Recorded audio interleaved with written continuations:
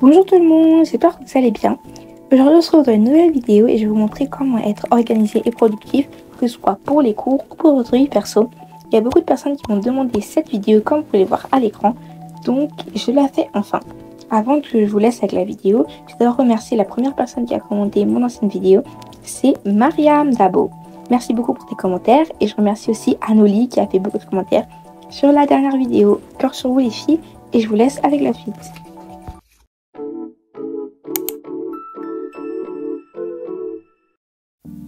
La première étape, ça sera de prendre soin de toi. Donc c'est un aspect que beaucoup négligent, mais les amis, il faut bien dormir. Donc je sais qu'il est conseillé de dormir 8 heures par jour. Même si vous n'arrivez pas à le faire tous les jours, essayez de le faire au maximum. Ensuite, je vous conseille de faire du sport.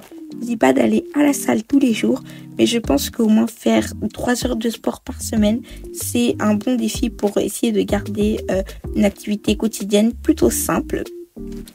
Après, je vous conseille aussi de bien manger. Donc de manger des fruits, des légumes et à chaque fois d'avoir un peu de viande, de poisson. Après d'avoir bien sûr des féculents et des légumes. Même si c'est pas possible pour tous les repas, essayez de le faire au maximum. Et ça, vous pouvez pas me dire que vous pouvez pas le faire. Il faut s'hydrater. Bon, j'avoue, moi aussi j'oublie souvent de faire ça. Mais s'hydrater, c'est hyper important. Au moins 1,5 litre par jour d'eau. Ensuite, ayez de l'hygiène, brossez-vous les dents, lavez-vous le visage, ça fait toujours du bien de sentir propre sur soi. Deuxième étape, être organisé. La base des bases pour être productif, c'est qu'il faut être organisé. Donc en premier, ayez un bon espace de travail, donc pas votre lit, et il faut que cet espace de travail soit propre. Rangez votre bureau, nettoyez-le. S'il est en désordre, ça vous donnera pas envie de travailler. Donc je donne ce conseil, mais mon bureau il est H24 en désordre, mais c'est vrai que quand je le range, ça me donne beaucoup plus envie de travailler dessus. Ensuite, ayez des techniques d'organisation. Donc il y a plein de techniques, vous pouvez avoir par exemple des cahiers. Moi j'ai des cahiers pour tout, j'ai un cahier pour YouTube, j'ai un cahier pour les langues. Donc voilà, par exemple ça c'est le cahier avec le plan de cette vidéo. Je checkais à chaque fois chaque plan que j'avais réussi à reprendre toutes mes anciennes vidéos ou à filmer juste maintenant. Et donc ça m'a aidé à monter cette vidéo beaucoup plus rapidement que si je n'avais pas fait de plan. Il existe plein d'autres techniques si vous n'aimez pas les cahiers. Vous avez par exemple des petits calendriers comme ça. Vous pouvez les remplir vous-même. Ou alors les calendriers, j'allais dire en anglais, les calendriers annuels. Oui, c'est des sortes de petites cases. Et bien sûr, les basiques mais très utiles, post-it. Donc, il y en a de toutes les sortes. Vous notez juste ce que vous avez à faire, comme des petites to-do list. Et vous les accrochez à vos murs. Ça vous rappelle ce que vous devez faire.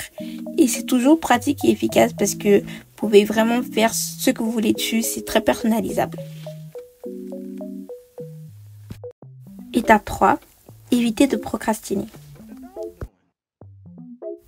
Évite de remettre les choses à plus tard. Par exemple, moi, j'adore me changer et puis me dire ouais, c'est bon, je ferai après. Mais après ne va jamais arriver. Donc en fait, range directement parce qu'on sait tous qu'après tu auras la flemme. Je vous donne ce conseil alors que je suis la première à ne pas l'appliquer. Mais il faudrait que je me mette plus. Le matin, fais ton lit directement parce qu'on sait que tu le feras pas plus tard dans la journée. Et quand tu prévois une tenue, repasse directement au lieu de dire que tu le feras le lendemain matin parce qu'on sait que tu auras la flemme. Bon, c'est que des exemples, mais vous avez compris le principe. Range directement tes affaires et surtout ne te distrais pas. Donc, je sais que quand tu travailles, il y a plein de choses qui peuvent te distraire. Par exemple, ton téléphone, essaye de le mettre en mode ne pas déranger. Ou si tu es trop sur TikTok, par exemple, bloque le temps d'écran sur ton application et surtout travaille dans un endroit calme. Tu veux travailler dans le salon où il y a ta famille qui pourront te déranger. Bah, personnellement, moi j'ai une chambre donc c'est vrai que c'est beaucoup plus simple, mais si tu n'as pas de chambre à toi ou que tu partages une chambre avec ton frère ou ta soeur, n'hésite pas à aller travailler dans un café, dans une bibliothèque, ça t'aidera beaucoup mieux à te concentrer. Étape 4, faire des pauses. Vraiment, évite de travailler trop longtemps, c'est antiproductif, tu vas te bourrer le crâne d'infos que tu vas oublier directement après. il est très important de faire des pauses. Il y a beaucoup de gens qui utilisent la technique Pomodoro, c'est-à-dire travailler 25 minutes et faire des pauses de 5 minutes. Donc pour moi, c'est vraiment pas efficace. J'aime beaucoup travailler dans la période de 1h30 et puis faire une pause de 15 minutes. Mais après, c'est chacun qui fait comme il veut. Teste un peu ce qui marche le mieux pour toi.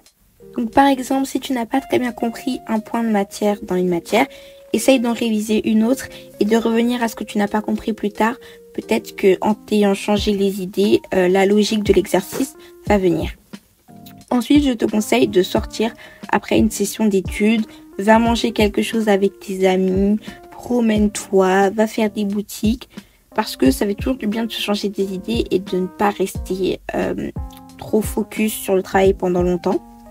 Tu peux aussi faire des choses que tu aimes pendant les pauses. Donc bien sûr, ça c'est si tu es vraiment à l'avance et que tu te pas à la dernière minute. Tu peux faire du scrapbooking, du sport. Fais ce qui te plaît. Tu peux même regarder une série. En soi, tu n'es pas obligé de sortir de chez toi. Moi, j'aime bien faire des journées où je reste 100% du temps à la maison. Mais c'est pas pour autant que je travaille de mon coucher. Non, de mon lever à mon coucher. Vous voyez ce que je veux dire? J'aime bien, j'ai plein de loisirs d'intérieur comme extérieur. Par exemple, j'aime bien faire des perles, du scrapbooking. Si vous savez aussi, je fais du badminton. Mais ça sert vraiment à rien de travailler 8 heures par jour. C'est antiproductif. Forcément, au bout d'un moment, tu auras envie de procrastiner. Alors que si tu délimites des temps, c'est parfait. Étape 5. Accepte d'être humain. Les gars, il faut surtout pas se comparer. Je sais qu'il y a beaucoup d'entre vous qui consomment beaucoup de contenu comme les miens, que ce soit sur YouTube ou quoi. Vous voyez des gens qui sont hyper productifs, mais en fait, vous savez pas ce qui se passe dans leur vie. Ça se trouve, c'est une journée sur 365. C'est pas tous les jours que tout le monde est productif. Par exemple, pour moi, parfois je vous filme des choses, mais je fais pas du tout ça de toute la journée. Il y a des jours où je peux procrastiner. Je suis pas tous les jours dans un café en train de travailler avec mon ami. C'est vraiment inhumain et impossible de faire ça. Ça sert à rien de se comparer à d'autres personnes. Ça fait que te faire sentir mal en fait. Donc c'est vraiment normal d'avoir des jours de procrastiner. C'est important, c'est les limiter en fait. Il faut pas que ce soit tous les jours comme ça. Parce que être tous les jours aussi hyper productif, c'est mauvais.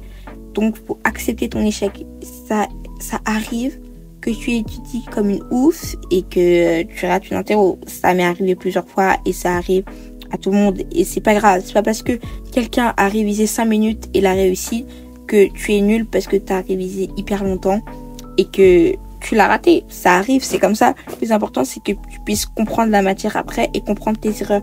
Donc quand il y a une interro que tu rates, n'hésite surtout pas à demander des questions au prof. Et ne te surmène pas, comme j'ai dit plus tôt dans la vidéo. Ça sert à rien de travailler 8 heures. Ça ne sert à rien. Ça va pas rentrer dans ton cerveau. Essaye d'autres techniques de travail. Fais des pauses. Vraiment, ne te surmène pas parce que ça va te pousser encore plus pour procrastiner. Ça va te dégoûter de la matière. Vraiment, ne le fais pas. Donc voilà les gars, j'espère que cette vidéo vous aura plu. Elle touche à sa fin. N'hésitez pas à vous abonner, à liker la vidéo et à partager la vidéo avec vos amis. C'était Caliberi et on se retrouve comme tous les dimanches à 16h30 pour une prochaine vidéo. Bye!